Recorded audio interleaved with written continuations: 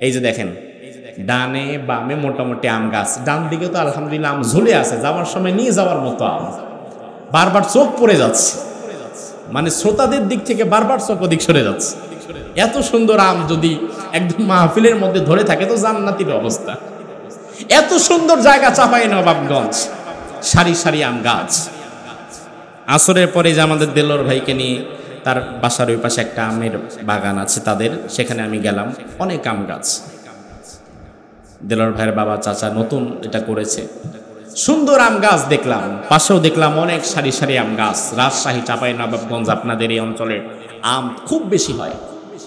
তা আমি আসরের পরে যেই বাগানে ভিজিট করলাম আজকে, এই আমের বাগানে দেখলাম অনেক আম গাছ, এক সারিতে, দুই সারিতে, তিন সারিতে অনেকগুলো আম গাছ।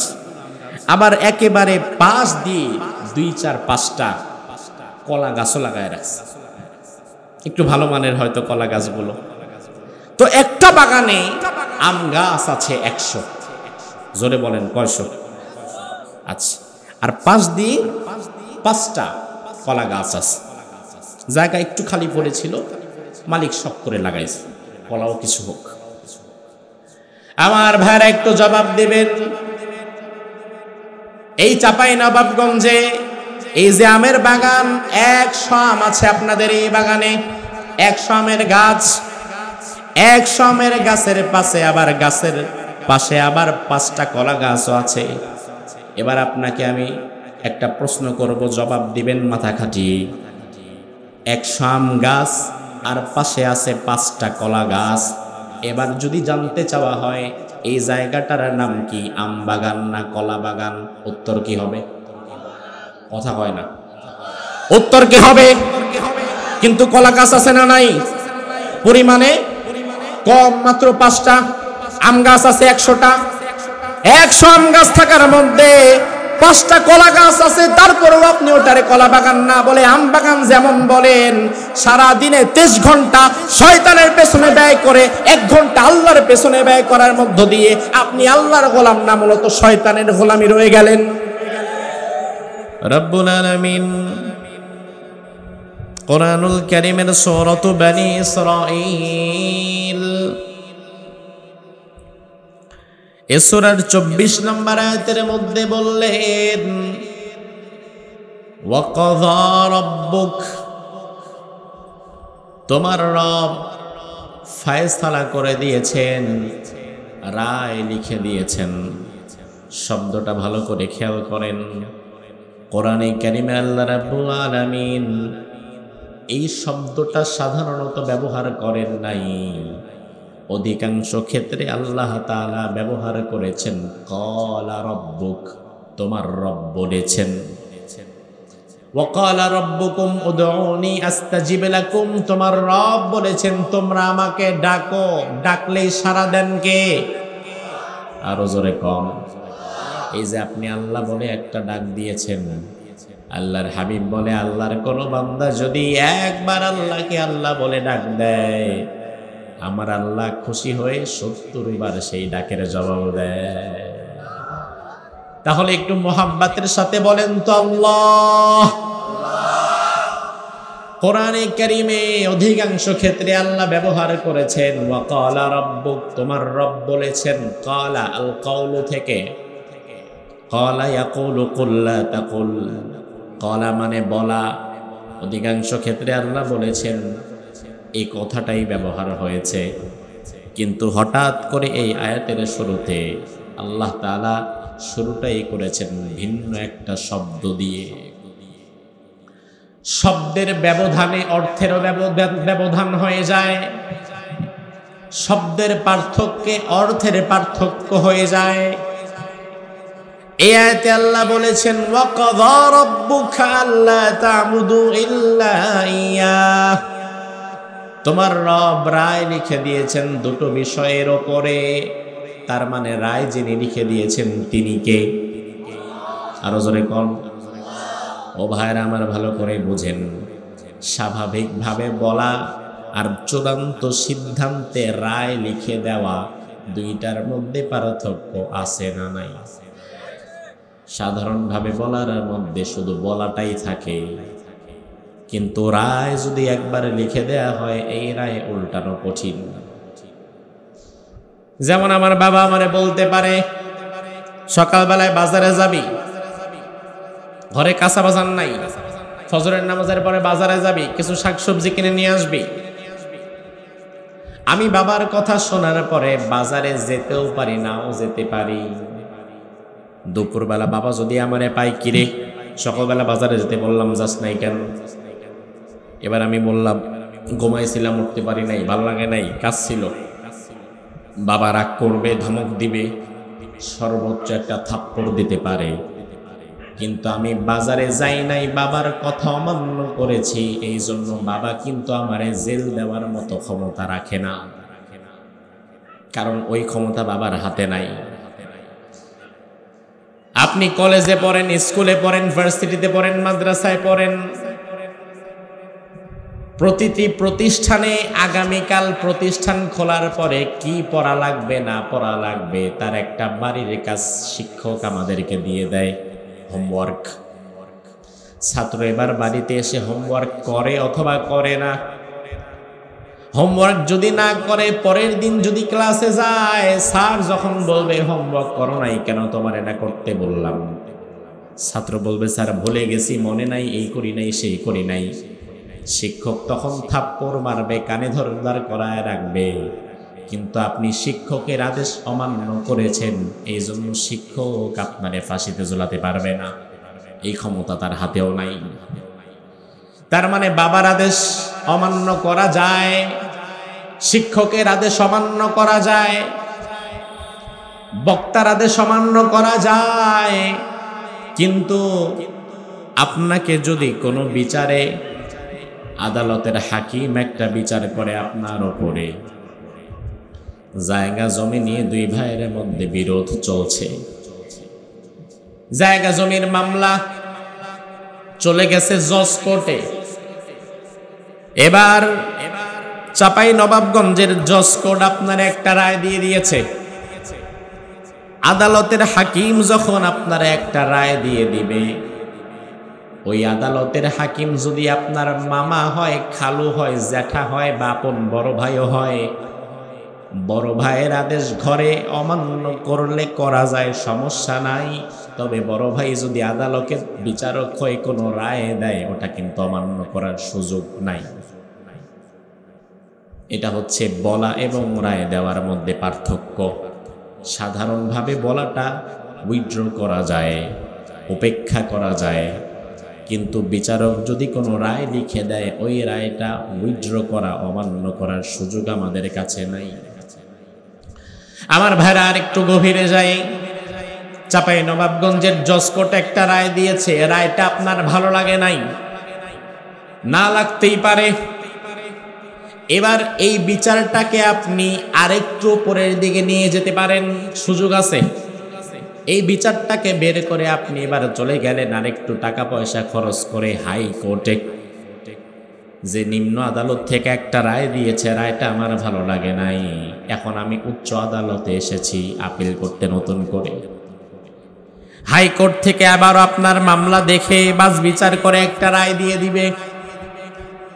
এবার যদি আপনি দেখেন হাইকোর্টের রায়ও আপনার ভালো লাগে নাই, আবার টাকা পয়সা খরচ করে উকিল সাহেবদেরকে দিয়ে হাইকোর্ট থেকে এই মামলাটা বের করে আবার নতুনভাবে সুপ্রিম কোর্টে জমা দেওয়া যায়। এবার আপনি সুপ্রিম কোর্টে চলে গেছেন। সুপ্রিম কোর্টে যাওয়ার পরে আপনার পক্ষে বিপক্ষে রায় যেটাই দেয়, এটাই মানতে আপনি বাধ্য। ওই মুহূর্তে দাঁড়িয়ে কিন্তু আপনি বলতে পারবেন না যে সুপ্রিম কোর্টের রায়ও আমি মানি না। তার কারণ বাংলাদেশে সুপ্রিম কোর্টের পরে আর কোনো আদালতই নাই। সর্বোচ্চ শক্তি হচ্ছে সুপ্রিম কোর্টের কাছে। সুপ্রিম কোর্ট যদি আপনার পক্ষে বিপক্ষে কোনো রায় দেয়, আপনি যদি বলেন আমি মানি না, এই কথা বলার সাথে সাথে আদালত অবমাননার দায়ে নতুন কইরা আরেকটা মামলা খাইবেন। তাহলে আগের মামলার সাথে নতুন আরেকটা মামলা বোনাস, তুই মানবি না কেন? এবার আমার ভাইরা একটু লক্ষ্য করেন, নিম্ন আদালতের রায় উচ্চ আদালতে গেলে বাতিল, উচ্চ আদালতের রায় আবার সুপ্রিম কোর্টে গেলে বাতিল হয়ে যেতে পারে, কিন্তু বাংলাদেশে সুপ্রিম কোর্টের পরে আর কোনো আদালত নাই। সুপ্রিম কোর্টের রায় আমরা 18 কোটি মানুষ মানতে বাধ্য। এবার আমি আপনার কাছে প্রশ্ন রাখতে চাই, জবাবটা মাথা খাটায়া দিবেন। দুনিয়াতে হাইকোর্টের বিচারক বড়,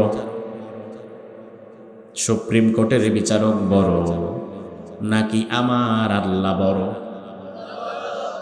যারা কথা কয় না তাদের ঈমান নিয়ে সন্দেহ আছে। আমার ভাইরা ভালো করে বোঝেন, দুনিয়াতে নিম্ন আদালতের বিচারক বড়, হাইকোর্টের বিচারক বড়, সুপ্রিম কোর্টের বিচারক বড়, নাকি আল্লাহর বিচার বড়? তাইলে আল্লাহ যদি কোনো বিষয়ে একবার রায় দেয়, ফয়সালা দেয়, নিম্ন আদালতের রায় উচ্চ আদালতে গেলে কেটে দেয়, উচ্চ আদালতের রায় আবার সুপ্রিম কোর্টে গেলে বিচারপতি কেটে দিয়ে নতুন রায় দিতে পারে, ক্ষমতা তার আছে।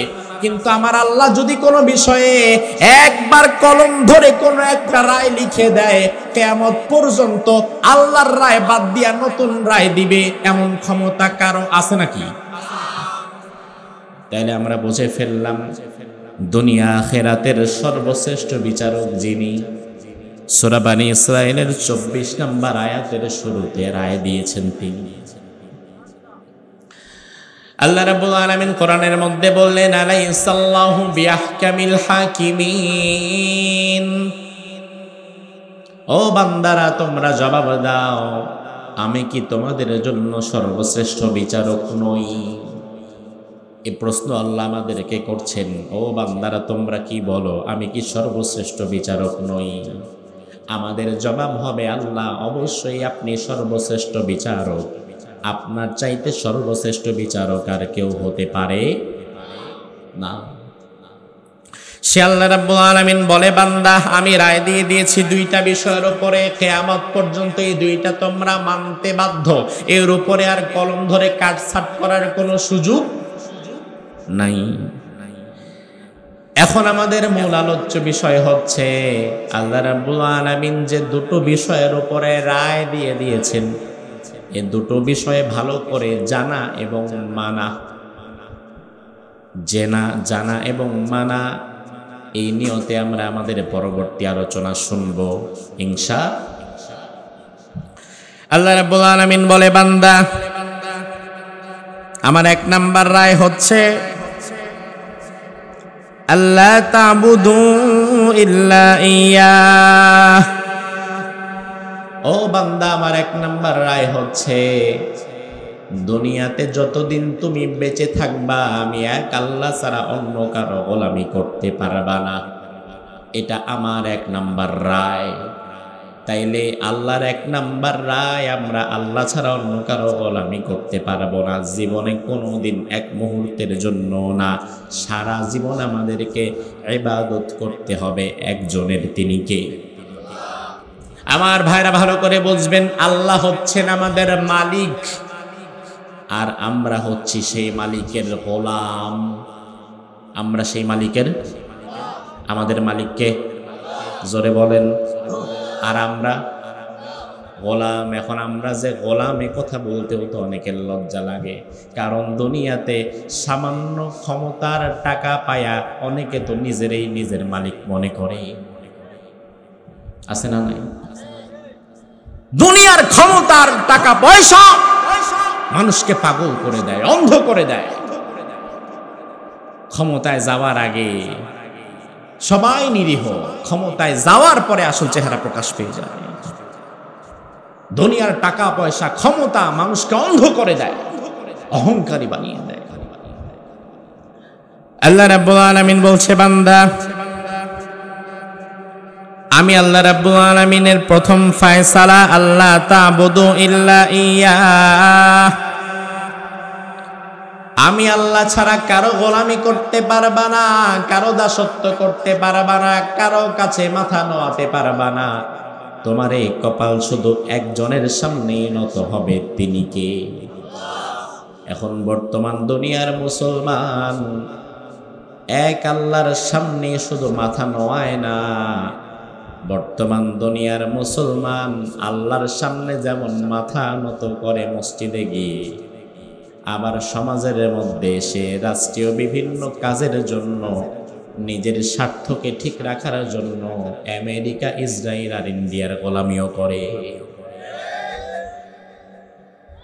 এক আল্লাহর গোলাম খুব কম, এক আল্লাহর গোলামের সংখ্যা খুব কমে যাচ্ছে। ও ভাইরা আমার, লক্ষ্য করেন পৃথিবীতে বর্তমানে মুসলমানের কত কোটি? তাহলে সংখ্যাটা কম। সংখ্যা কি কম?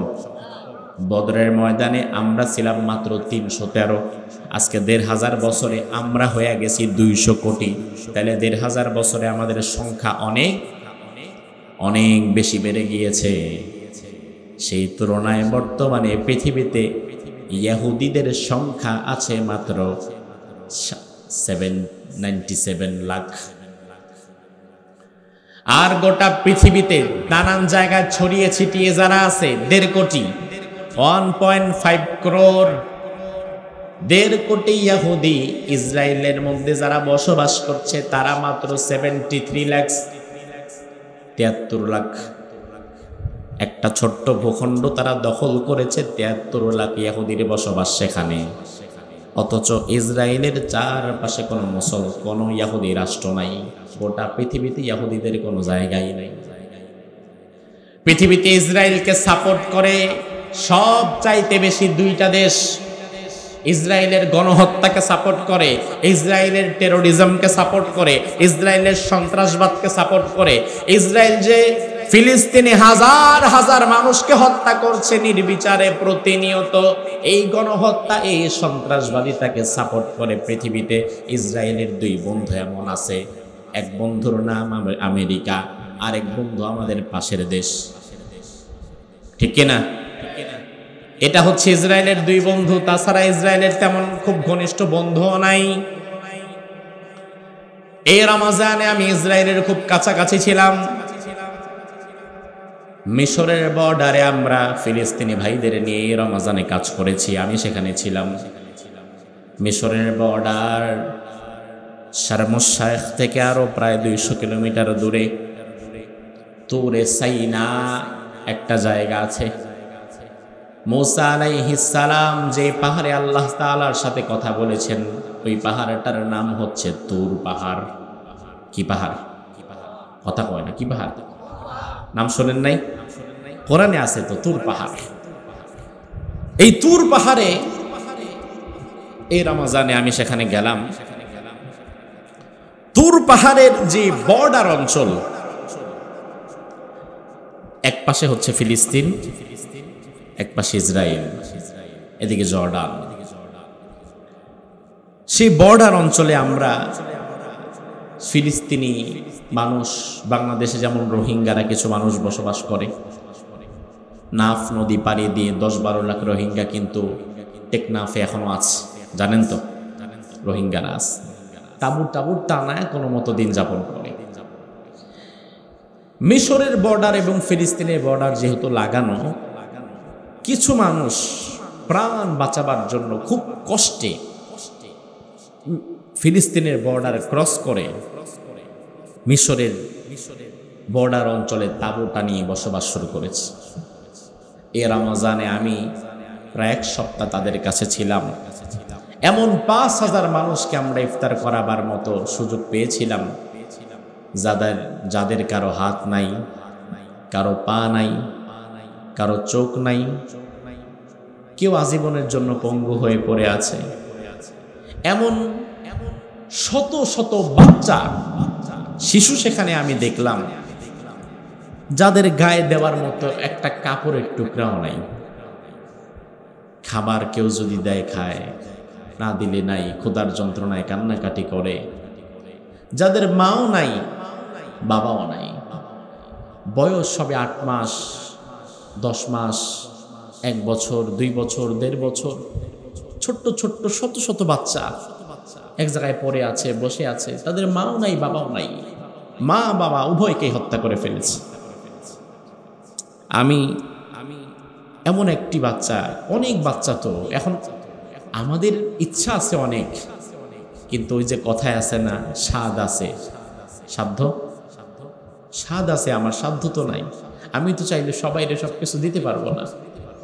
আমরা কিছু বাচ্চাকে সামর্থ্যের আলোকে কিছু দিলাম, একটা বাচ্চাকে তাঁবু থেকে এনে কোলে নিলাম, এত সুন্দর একটা বাচ্চা, কপালে চুমু দিলাম, একটা জামা কিনে দিলাম, সামনে ঈদ রমজানের কিছু খাদ্যদ্রব্য দিলাম। সেই বাচ্চাটা এখন তার দুঃসম্পর্কের এক প্রতিবেশীর কাছে মানুষ হচ্ছে। যেই মহিলা এখন এই বাচ্চাটাকে পালে, তারও সন্তান নাই, তার সন্তানকে মেরে ফেলেছে। ওই মহিলা 8-10টা বাচ্চাকে এখন রাখতেছে, কোনো খাবার টাবার আসলে তাদেরকে খাওয়াচ্ছে। আমি রমজানের পরে যখন দেশে আসলাম, রমজানের ঈদ আবার আমরা করলাম মক্কাতুল মুকাররমায়। রমজানের পরে যখন দেশে আসলাম, তার এক সপ্তাহ পর জামিয়া আল আজহার ইউনিভার্সিটির যে ছাত্র ভাইয়েরা আমাদেরকে গাইড হিসাবে বিভিন্ন জায়গায় মিশরে নিয়ে গিয়েছে, কাজ করার জন্য সুযোগ করে দিয়েছে, সেই ভাইদের মধ্য থেকে একজন ফোন দিয়ে বলল, হুজুর, যেই বাচ্চাটার সাথে আপনি একটা ছবি তুলে ফেসবুকে ছেড়েছিলেন, যেই বাচ্চাটাকে আপনি কোলে নিয়েছিলেন, চুমু দিয়েছিলেন, একটা জামা কিনে দিয়েছিলেন, গত 2 দিন আগে এক বিচ্ছিন্ন বোমার আঘাতে ওই তাঁবুটা উড়ে যায়, ওই বাচ্চার শরীরটাও ছিন্ন বিচ্ছিন্ন হয়ে যায়। এই কথা শোনার পর কোনোভাবেই তার সাথে ওই ছবিটা আমার গ্যালারিতে এখনো আছে, কিন্তু এরপর থেকে আমি আর কোনোদিন এই ছবিটা দেখি নাই। কারণ দেখলে আমি সহ্য করতে পারবো না। যে বাচ্চাটাকে তো আমি 1 মাস আগে কোলে নিয়েছি, কিছুদিন আগে তো এই বাচ্চাটাকে আমি কোলে নিয়েছিলাম। তো দুনিয়ার সব বর্বরতা এবং নৃশংসতাকে হার মানিয়েছে এই সময়ের ইসরায়েলের বর্বরতা এবং সন্ত্রাসবাদিতা। দুনিয়ার সব রকমের বর্বরতাকে তারা হার মানিয়েছে। এত শিশু ফেরাউনও হয়তো হত্যা করতে পারে নাই যত শিশু হত্যা করছে ইসরায়েলের প্রধানমন্ত্রী নেতানিয়াহু। অথচ আজ দেখেন 73 লাখ ইহুদি একদিকে, তার চারপাশে মুসলিম দেশ, গোটা বিশ্বে 200 কোটি মুসলমান, অথচ 200 কোটি মুসলমান 73 লাখ ইহুদির সাথে পেরে উঠছে না। অথচ 200 কোটি মুসলমান যদি ঐক্যবদ্ধ থাকতো, তাইলে ইসরায়েলের বিরুদ্ধে যুদ্ধ করাও লাগতো না। 200 কোটি মুসলমান যদি শুধু ইসরায়েলের বর্ডারে গিয়ে থুথু নিক্ষেপ করতো, ইসরায়েলের 57 লাখ 73 লাখ তাও ভেসে চলে যেত। কথা কি ঠিক কিনা? কিন্তু ওই যে আমাদের মাঝে একতা নাই। আমার ভাই মার খাচ্ছে, মরে যাচ্ছে, আমার কি? আমার জীবন তো চলতেছে। আমি হয়ে গেলাম কষায়ের সেই গরুর মতো। ঈদের মধ্যে গরুর যখন কষায়ের দোকানে গরুর মাংসের খুব চাহিদা, 2-3টা গরু একসাথে কিনে, একটা গরু সকালবেলায় কাটে, মাংসগুলা পিস পিস করে বিক্রি করতে থাকে। যখন দেখে একদম মাংস শেষ হয়ে যাবে, তখন ইশারা দিয়ে পাশের জনকে বলে, আরেকটা তাড়াতাড়ি ফালা। একসাথে সব জবাই করেন। একটা গরুকে কেটে টুকরা টুকরা করে জবাই করে বিক্রি করা হচ্ছে তার মাংস, তার পাশেই আরেকটা গরু বাঁধা বসে বসে শুয়ে শুয়ে মনের আনন্দে জাবর কাটতেছে আর ঘাস খাচ্ছে। আমরা হয়ে গেলাম তার মতো। আমার ভাইকে মারা হচ্ছে, অথচ আমার দিন তো চলতেছে। আমার ভাইদের প্রতি যে দায়িত্ব, ওই দায়িত্ব যদি দুনিয়াতে আমরা পালন না করি, এই মুসলমান দুনিয়াতেও লাঞ্ছিত হবে, পরকালে আল্লাহর দরবারে আযাবের কাঠগড়ায় দাঁড়াতে হবে। ঠিক কিনা?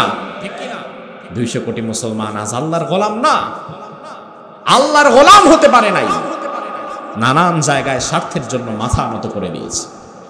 আপনি দেখেন পাশের দেশ ভারত কিছুদিন আগে স্মরণকারের সবচাইতে ঘৃণিত একটা বিল উত্থাপন করেছে যে ভারতে কোনো ওয়াকফকৃত সম্পত্তি থাকতে পারবে না, মুসলমানদের সব এখন সরকারের দখলে। ঈদগাহ মাঠ, মসজিদ, মাদ্রাসা, ইয়াতিমখানা, এই সবগুলো তৈরি হয় ওয়াকফকৃত জায়গার উপরে। ঠিক কিনা? এখন তারা নিয়ম করলো ওয়াকফকৃত সব সম্পত্তি এখন সরকারের কাছে চলে যাবে, কোনো মুসলমানদের ওয়াকফকৃত কোনো সম্পত্তি থাকবে না।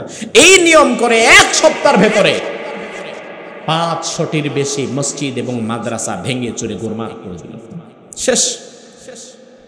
এত ভয়ানক এবং গর্হিত কাজ যারা করছে, তাদের লিডার হচ্ছে নরেন্দ্র মোদী। ওই সময়ে এসে সৌদি আরব রাষ্ট্রীয় সম্মাননা এবং রাষ্ট্রীয় মেহমান বানিয়ে নরেন্দ্র মোদীকে তার দেশে নিয়ে স্বর্ণের মেডেল পরায় দেয়। সৌদি আরব নিয়ে গেছে তাকে। নরেন্দ্র মোদী গত 2 দিন আগে সৌদি আরব সফর করে আসে। একদিকে সে মুসলমানদেরকে ভারতে মারছে, মসজিদ ভাঙছে, মাদ্রাসা ভাঙছে, মুসলমানদেরকে লাশ বানাচ্ছে, মুসলমানদেরকে সন্ত্রাস আর জঙ্গিবাদের মিথ্যা তহমত দিচ্ছে। অন্যদিকে সৌদি আরবের বাদশা তাকে নিয়ে রাষ্ট্রীয় সম্মান দিচ্ছে। আহারে, যেই জাতি তার অস্তিত্ব ভুলে যায়, এক আল্লাহর কাছে মাথা নত করা বাদ দিয়ে অমুক তমুক নেতা অমুক তমুক দেশের সামনে মাথা নত করে, আল্লাহ তাআলা সেই জাতির দ্বারা কোনোদিন বিশ্ব শাসনের মতো খেদমত নেয় না। এটা আপনি ঠিক বললেও ঠিক, না বললেও ঠিক। আজ আল্লাহ সুবহানাহু ওয়া তাআলা বলে, আমি আল্লাহ রায় দিয়ে দিয়েছি, চূড়ান্ত রায়। সাধারণভাবে বলি নাই যে আমি আল্লাহ বলছি, না, আমি আল্লাহ রায় দিয়ে দিয়েছি। আমি আল্লাহর গোলামি ছাড়া দুনিয়াতে আর কারো গোলামি করতে পারবা না। এবার আমার ভাইরা একটু জবাব দেন, এখানে আমরা যারা বসে আছি, আমরা সবাই কি মালিক না গোলাম? জোরে কর। তাহলে আমরা যদি গোলাম হই, আমাদের একজন মালিক আছে না নাই? কে তিনি? জোরে কর। তাইলে আমরা যদি গোলাম হই, গোলাম কি নিজের মন মতো চলে না মালিকের মন মতো চলে? গোলাম যদি নিজের মন মতো চলে, মালিকের মন মতো বাদ দিয়ে, তাইলে গোলামের গোলামিত্ব থাকে না। আপনি একটা চাকরি করেন, চাঁপাইনবাবগঞ্জ শহরে আপনার ভালো একটা চাকরি হয়েছে, মাসে 30,000 টাকা বেতন, সময় আপনাকে দিয়ে দিয়েছে অফিস টাইম সকাল 9টা থেকে শুরু, বিকাল 5টা পর্যন্ত তোমার দায়িত্ব। সকাল 9টা থেকে বিকাল 5টা পর্যন্ত এই 8-9 ঘন্টা অফিসের বস আপনার থেকে কিনে নিয়েছে, বিনিময়ে আপনাকে 30,000 টাকা বেতন দিচ্ছে। এই সকাল 9টা থেকে বিকাল 5টা পর্যন্ত, এখন এই সময়টায় আপনি আর আপনার মন মতো চলতে পারবেন না। আপনি যদি অফিসে চাকরি না করতেন, তাহলে আপনি এই সময়ের মধ্যে যা খুশি তাই করতে পারতেন। কিন্তু ওই অফিসে চাকরি নেওয়ার কারণে ওই অফিসের মালিক সকাল 9টা থেকে বিকেল 5টা পর্যন্ত আপনাকে নিয়োগ দেওয়ার কারণে ওই সময়টাতে ওই অফিসের নিয়ম কানুন এবং ওই মালিকের নিয়ম কানুন মানতে আপনি বাধ্য। মালিক যদি বলে লুঙ্গি পরে আসতে পারবা না, গেঞ্জি পরে আসতে পারবা না, টাই পরে আসতে হবে, শার্ট পরে আসতে হবে, প্যান্ট পরে আসতে হবে, বেল্ট লাগায় আসতে হবে, তাইলে সেভাবে যেতে আপনি বাধ্য। লুঙ্গি পরে গেলে মালিক এটা অ্যালাউ করবে না। অফিসে গিয়েছেন সকাল 9টায়, 10টা-11টার দিকে আপনার ভালো লাগতেছে না, চিন্তা করলেন একটু ঘুমাই 1 ঘন্টা। আপনি যদি চেয়ারে বসে ঘুমিয়ে যান, মালিক যদি এসে দেখে কাজ বাদ দিয়া কাজের সময় ঘুমাচ্ছেন, মালিক প্রথম দিন আপনারে একটু সতর্ক করবে। দ্বিতীয় দিন যদি দেখে অফিস টাইমে মালিকের কথা বাদ দিয়া তারপরেও আপনি ঘুমাচ্ছেন, ফেসবুক চালাচ্ছেন, মালিক দ্বিতীয় দিন একটা ধমক দিবে। 3 নাম্বার দিনও যদি মালিক দেখে অফিস টাইমে অফিসের নিয়ম কানুনের বাহিরে নিজের মন মতো আপনি চলতেছেন, তখন আপনার মতো কর্মচারী চাঁপাইনবাবগঞ্জের কোনো অফিসারই আর রাখবে না, সাথে সাথে আপনার ঘাড় ধইরা বাসায় পাঠাই দিবে। কারণ তোমার মতো কর্মচারীরা আমার কোনো দরকার নাই। এবার আপনি আল্লাহর বিষয়টা চিন্তা করেন। আপনি যদি বলেন আমি আল্লাহর গোলাম, তাইলে গোলাম তো নিজের মন মতো চলে না, গোলাম চলে মালিকের আইন মতে, ঠিক কিনা? এবার আল্লাহ রাব্বুল আলামিন আপনার জীবনে আপনাকে মানার জন্য কিছু আইন ও কানুন, কিছু বিধি নিষেধ দিয়েছেন। আপনি আল্লাহর গোলাম থাকতে পারবেন ততক্ষণ, এই সবগুলো মেনে চলবেন যতক্ষণ। মানা বাদ দিবেন যখন, গোলামের মধ্য থেকে বের হয়ে যাবেন তখন। এখন আপনি সারা দিনে আল্লাহর কয়টা হুকুম মানেন আর কয়টা ভাঙ্গেন, হিসাব করার পরে দেখেন আপনি আসলেই আল্লাহর গোলাম কিনা। কয়টা মানেন আর কয়টা ভাঙেন নিজে একটু দেখবেন। আল্লাহর হাবিব বলেন, আল মুমিনু কাল জামালিল আনিফ, দুনিয়াতে ইমানদার যে হয়, ইমানদারের উদাহরণ হচ্ছে নাকে রশি বাঁধানো উটের নেয়। আরব দেশে উটের প্রচলন অনেক বেশি। উট মানুষের চাইতে অনেক শক্তিশালী প্রাণী। উট যেন ডানে বামে ইচ্ছা মতো না চলে যায়, এই জন্য আরব দেশের লোকেরা উটের নাক ফুটা করে একটা মোটা আংটা রশি ঢুকায় দেয়। নাকটা বড় নরম এবং সেনসিটিভ। এবার মালিক যদি ওটার রশি ধরে ডান দিকে যায়, উটকেও ডানে যাওয়া লাগে। মালিক যদি বামে যায়, উটকেও বামে যাওয়া লাগে। মালিক যদি সামনে যায়, উটকেও সামনে যাওয়া লাগে। মালিক রশি ধরে যদি ডান দিকে যায়, উট যদি জোর করে বাম দিকে ঘাড় ঘোরায়, তাইলে নাকটা ছিঁড়ে যাওয়ার সম্ভাবনা আছে না নাই? আল্লাহ রাব্বুল আলামিন আপনাকে আল্লাহর গোলাম বানিয়ে আপনার নাকের মধ্যে ঈমানের একটা রশি ঢুকায় দিছে। আপনার ভেতরে একটা ঈমানের রশি দিয়ে আপনাকে আল্লাহ বেঁধে রেখেছে। এবার আল্লাহ বলবে যেই দিকে আপনার যাওয়া লাগবে সেই দিকে। আপনি যদি আল্লাহর হুকুম বাদ দিয়ে নিজের মন মতোই চলা শুরু করেন, উট যদি মালিকের মন মতো না চলে, নিজের মতো করে ঘাড় ঘোরায়, উটের নাকটা যেমন ছিঁড়ে যায়। আপনি যদি আল্লাহর বিধান মতো না চলে, নিজের মন মতো আর শয়তানের দেখানো পথে চলতে থাকেন, ঈমান দিয়ে যে রশি দিয়ে আল্লাহ আপনারে বেঁধেছে, এই রশিটাও ছিঁড়ে যায়। আমার ভাইরা কথাগুলো ভালো করে বুঝবেন। আল্লাহ যে বললেন আমার ইবাদত করবা, এটা আমার প্রথম রায়, এটা আমার প্রথম ফয়সালা। তাইলে আমাদেরকে সারা জীবন ইবাদত করা লাগবে কার? আরো জোরে কর। এবার আমি আপনাদের কাছে প্রশ্ন করি, মাহিয়াল ইবাদাহ, ইবাদত বলতে কি বুঝেন? ইবাদত মানে কি? ইবাদত আমরা সবাই করি এবং করব, সারা জীবন করব, কোনো সমস্যা নাই। তবে একজনকে যদি দাঁড় করাই, ভাই আপনি দাঁড়ান, ইবাদত সম্পর্কে, ইবাদত বলতে আপনি কি বোঝেন? দেখবেন পেছ লাগায় দিবে। একজন দাঁড়ায় বলবে হুজুর এই যে নামাজ পড়ে আসলাম, এই নামাজ পড়া ইবাদত। একজন বলবে হুজুর এই যে মাহফিলে আসলাম এটা ইবাদত, এই যে রোজা রাখলাম এটা ইবাদত। আমার ভাইরা ইবাদতের কনসেপ্ট ক্লিয়ার করেন, ধারণাটাকে স্বচ্ছ করেন।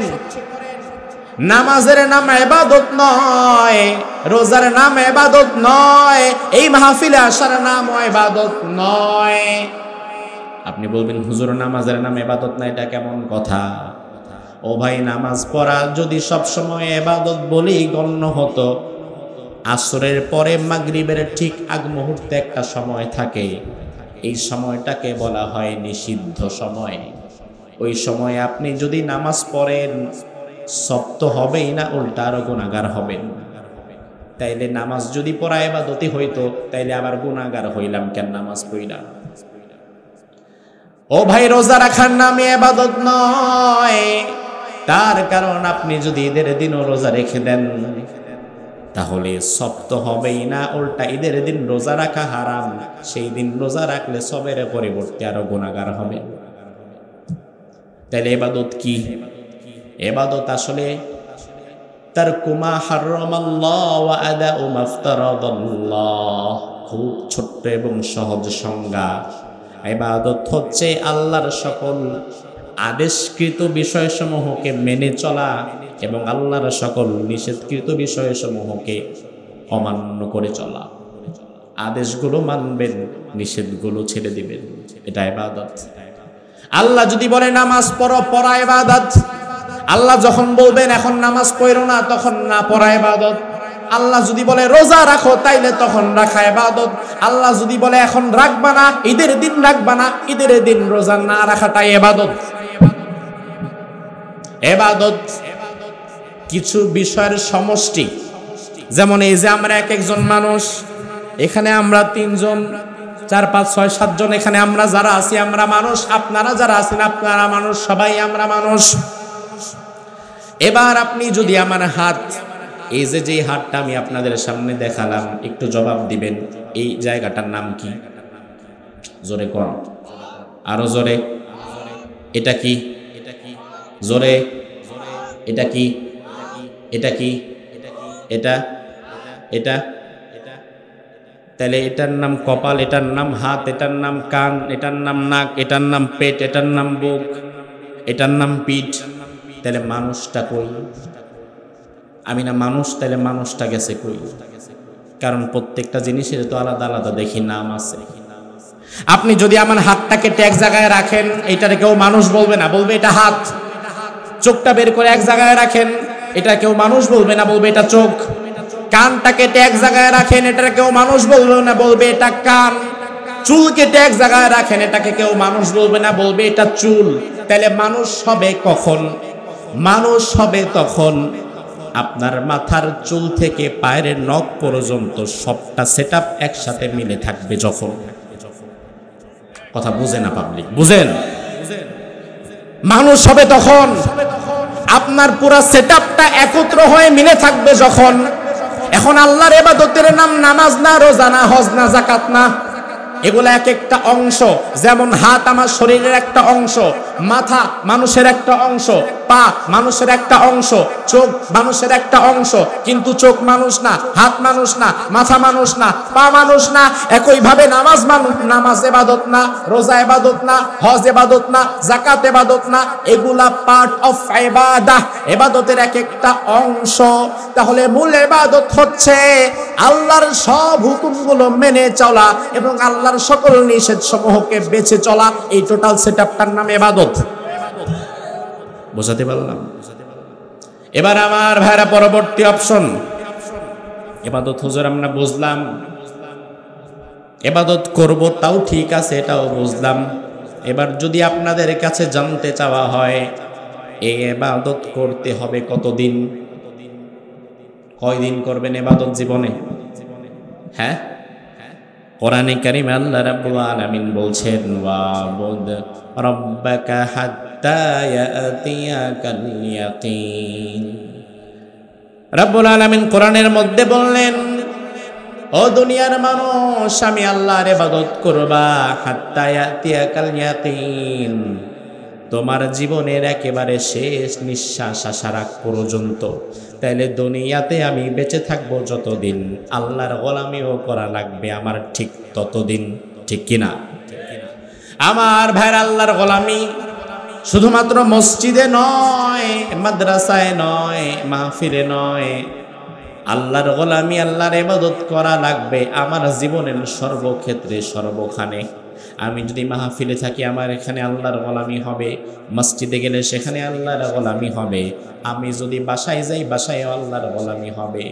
একজন মুমিন তার জীবনে যেখানেই যাবে সেখানেই আল্লাহর গোলামি করবে। একজন মুমিনের সারা দিনের 24টা ঘন্টা, দিনে রাতের 24টা ঘন্টা, একজন ইমানদার 24টা ঘন্টায় গোলামি করবে কার? 24টা ঘন্টায় ইবাদত করবে কার? 24টা ঘন্টা একটা ঘন্টা আল্লাহর ইবাদতের মধ্য থেকে বাহির করা যাবে না।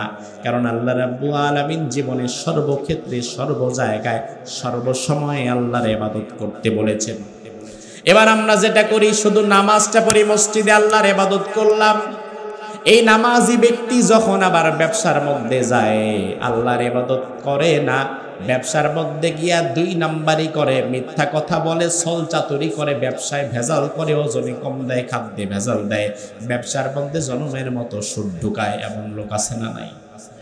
তাইলে লোকটা মসজিদে আল্লাহর ইবাদত করেছে ঠিক, তবে ব্যবসায় এসে করতে পারে নাই। মসজিদের থেকে নামাজ পড়ে বের হয়েছে, তিনি একটি রাজনৈতিক দলের বড় নেতা। ওই রাজনৈতিক দলের একটা মিছিল হবে, মিটিং হবে। ওই রাজনৈতিক দলের বড় নেতা জানে আমি আসলে যে রাজনৈতিক দলের নেতা এবং কর্মী যাদেরকে নিয়ে আমি কাজ করছি, তারা মূলত আল্লাহর পথে থাকে না, তারা মূলত সবাই সবার স্বার্থে কাজ করে। আমার দলে চোর, বাটপার, হাইজাকার, সাদাবাজ, সন্ত্রাস সব আছে, তাদেরকে নিয়ে আমার চলাফেরা, ওঠা বসা। ওই লোকটা যখন মসজিদে ছিল তখন ছিল আল্লাহর গোলাম, আবার দুনিয়ার রাজনীতির মধ্যে ঢুইকা, মানুষ মারার রাজনীতি, চাঁদাবাজের রাজনীতির মধ্যে ঢুইকা ওই বেটা হয়ে গেছে আবার শয়তানের গোলাম। তখন সে আর আল্লাহর গোলামের মধ্যে নাই। আপনি নামাজ পড়েছেন মসজিদের মধ্যে, আপনি আল্লাহর ইবাদত করলেন, আল্লাহর গোলাম। আপনি যখন ঘরে গেছেন, আপনার বউ বায়না ধরেছে আমার নিয়ে ঘুরতে যাওয়া লাগবে, ঠিক আছে সমস্যা নাই, রেডি হও। বউডারে সুন্দর কইরা সাজায়া গোছায়া বাইকের পেছনে চড়াইয়া পর্দা পশিতা বাদ দিয়া পোড়া এলাকা বিকাল বেলা ঘুইরা বেড়ায়, এমন নামাজি ব্যক্তিও আছে না নাই? লোকটারে আবার খোঁজ নিলে জুমার দিন মসজিদেও পাওয়া যাবে। তাইলে মসজিদে গিয়া করছে আল্লাহর গোলামি, আবার ঘরের মধ্যে বউরে বেপরদায় চালায়া সংসারের মধ্যে করছে শয়তানের গোলামি। কথা কি ঠিক কিনা?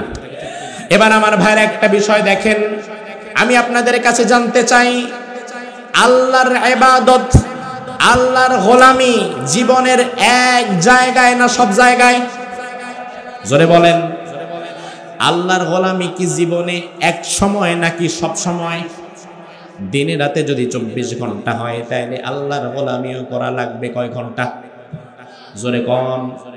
এবার আপনি তো শুধু নামাজই পড়লেন, সারা দিনের 5 ওয়াক্ত নামাজ পড়তে, ফজর জোহর আসর মাগরিব এশা যদি 5 ওয়াক্তও আপনি ঠিকমতো পড়েন, 5 ওয়াক্ত নামাজ পড়তে সর্বোচ্চ 24 ঘন্টার 1 ঘন্টার বেশি লাগে না? লাগে? 5 ওয়াক্ত নামাজ পড়তে সর্বোচ্চ 1 ঘন্টার বেশি লাগে না? তাইলে আপনি 5 ওয়াক্ত যদি নামাজ পড়েন ঠিকমতো, তাইলে 1 ঘন্টা আপনি করলেন আল্লাহর গোলামি। এরপরে আপনি ব্যবসা করলেন সুদের মাধ্যমে, এরপরে আপনি পরিবারে আইসা পরিবারটার অশ্লীলতার মধ্যে ডুবাইলেন, রাজনীতি করলেন, চাঁদাবাজ আর মানুষ হত্যার রাজনীতি। দেখা যাবে সারা দিনের ক্যালকুলেশন করলে 24টা ঘন্টার 1 ঘন্টা আপনি করছেন আল্লাহর গোলামি, আর 23 ঘন্টা করছেন শয়তানের গোলামি। তাইলে মূলত আপনি আল্লাহর গোলাম না, আপনি মূলত হয়ে গেছেন শয়তানের গোলাম। আপনি বলবেন হুজুর গায়ের জোরে একটা বললেই হলো নাকি? আমি না হয় সাদাবাজদের রাজনীতি করি, আমি না হয় ব্যবসায় ওজনে কম দেই, খাদ্যে ভেজাল দেই, সুদ খাই, আমি না হয় বউরে নিয়ে ঘুরতে বেড়াই বেপর্দা ভাবে, কিন্তু আমি তো নামাজও পড়ি, আমারে আপনি জোর কইরা শয়তানের গোলাম বানাইলেন কেন? আমি বলবো ভাই আমি আপনারে বানাই নাই, আপনাকে আমি যুক্তি দিয়ে বুঝিয়ে দেই। আমার কাজ বলা, আপনার কাজ মানা, মানলেও আমার কিছু না, না মানলেও কিছু না। কারণ আল্লাহ তাআলা তার নবীকে বলছেন, নবী ইন্নামা আলাইকাল বালাগ ওয়া আলাইনাল হিসাব, বলার দায়িত্ব আপনার, হিসাব নেওয়ার দায়িত্ব তো আমার। কথা কি ঠিক কিনা? এই যে আপনাদের এই জেলা, এই জেলার নাম কি? কথা কন। আর চাঁপাইনবাবগঞ্জ তো ভালো, তো এটা তো মজা নিয়ে বলা দরকার। আমাদের এই জেলার নাম কি? চাঁপাইনবাবগঞ্জে কোন ফলের ফলন বেশি হয়? এই যে আমরা যেখানে বসে আছি, মোটামুটি এটাও বোধহয় একটা আমের বাগান, তাই না? এই যে দেখেন ডানে বামে মোটামুটি আম গাছ, ডান দিকে তো আলহামদুলিল্লাহ আম ঝুলে আছে, যাওয়ার সময় নিয়ে যাওয়ার মতো আম, বারবার চোখ পড়ে যাচ্ছে, মানে শ্রোতাদের দিক থেকে বারবার চোখ ওদিক সরে যাচ্ছে। এত সুন্দর আম যদি একদম মাহফিলের মধ্যে ধরে থাকে তো জান্নাতের অবস্থা। এত সুন্দর জায়গা চাঁপাইনবাবগঞ্জ, সারি সারি আম গাছ। আসরের পরে যে আমাদের দেলোর ভাইকে নিয়ে, তার বাসার ওই পাশে একটা আমের বাগান আছে তাদের, সেখানে আমি গেলাম, অনেক আম গাছ। দেলোর ভাইয়ের বাবা চাচা নতুন এটা করেছে, সুন্দর আম গাছ দেখলাম, পাশেও দেখলাম অনেক সারি সারি আম গাছ। রাজশাহী চাঁপাইনবাবগঞ্জ আপনাদের এই অঞ্চলে আম খুব বেশি হয়। তা আমি আসরের পরে যেই বাগানে ভিজিট করলাম আজকে, এই আমের বাগানে দেখলাম অনেক আম গাছ, 1 সারিতে 2 সারিতে 3 সারিতে অনেকগুলো আম গাছ। আবার একেবারে পাশ দিয়ে 2, 4, 5টা কলা গাছও লাগায় রাখছে, একটু ভালো মানের হয়তো কলা গাছগুলো। তো একটা বাগানে আম গাছ আছে 100। জোরে বলেন কয়শো? আচ্ছা, আর পাশ দিয়ে 5টা কলা গাছ আছে। জায়গা একটু খালি পড়েছিল, মালিক শখ করে লাগাইছে, কলাও কিছু হোক। আমার ভাইরা একটু জবাব দেবেন, এই চাঁপাইনবাবগঞ্জে এই যে আমের বাগান, 100 আম আছে আপনাদের এই বাগানে, 100 আমের গাছ, 100 আমের গাছের পাশে আবার 5টা কলা গাছও আছে। এবার আপনাকে আমি একটা প্রশ্ন করব, জবাব দিবেন মাথা খাটিয়ে। 100 আম গাছ আর পাশে আছে 5টা কলা গাছ। এবার যদি জানতে চাওয়া হয় এই জায়গাটার নাম কি? আম বাগান না কলা বাগান? উত্তর কি হবে? কথা হয় না, উত্তর কি হবে? কিন্তু কলা গাছ আছে না নাই? পরিমাণে কম, মাত্র 5টা। আম গাছ আছে 100টা। 100 আম গাছ থাকার মধ্যে 5টা কলা গাছ আছে, তারপরেও আপনি ওটারে কলা বাগান না বলে আম বাগান যেমন বলেন। সারা দিনে 23 ঘন্টা শয়তানের পেছনে ব্যয় করে 1 ঘন্টা আল্লাহর পেছনে ব্যয় করার মধ্য দিয়ে আপনি আল্লাহর গোলাম না, মূলত শয়তানের গোলামি রয়ে গেলেন। কারণ আল হুকমু আলাল আকসার, আধিক্য যেখানে। এই জন্য আপনি যদি সারা দিনে 23 ঘন্টা শয়তানের পেছনে দৌড়ান, 1 ঘন্টা মসজিদে 5 বার আল্লাহরে সেজদা দিয়ে আপনি মনে করবেন আমি বিরাট আল্লাহর গোলাম হয়ে গেছি। না, আল্লাহর গোলাম যদি হতে চান, উদখুলু ফিস সিলমি কাফা, তাইলে ইসলামের ভেতরে পরিপূর্ণ ঢোকার দরকার আছে না নাই? আমার ভাইরা, সময় কম, এই বিষয়ে আমরা আর কথা বলতে পারবো না এখন।